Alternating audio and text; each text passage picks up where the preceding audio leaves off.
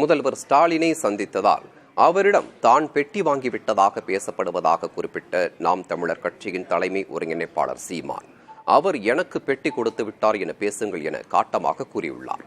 திருச்சியில் கள் விடுதலை மாநாட்டில் பேசிய அவர், ஆணவ படுகொலையை தடுக்க கடுமையான சட்டம் இயற்றப்பட வேண்டும் என கூறியுள்ளார். இன்றும் நம்மளுடைய போஸ்ட் மாஸ்டர் கடிதம் எழுதி கொண்டிருக்கிறார். கைது செய்யப்பட்ட மீனவர்களை விடுதலை செய்யுங்கள். ஈடி ரைடு வந்தால் ஓடிவாரன் மோடி என்று ஓடுகிறார். மீனவனை கைது செஞ்சால் கடிதம் எழுதுகிறார். இதிலிருந்து நீ தெரிஞ்சுக்க, சீமான் ஸ்டாலினை பார்த்து விட்டார். ஸ்டாலின் பெட்டி வாங்கி விட்டார். சீமான் ஸ்டாலின் பெட்டி வாங்கி விட்டார். ஸ்டாலின் சீமான் பெட்டியை கொடுத்து விட்டார் என்று பேசலாம். திருநெல்வேலியில் அந்த ஆணவ படுகொலை சாதி பெருமையில ஒருத்தன் வெட்டிருக்கான், கொண்டிருக்கான்.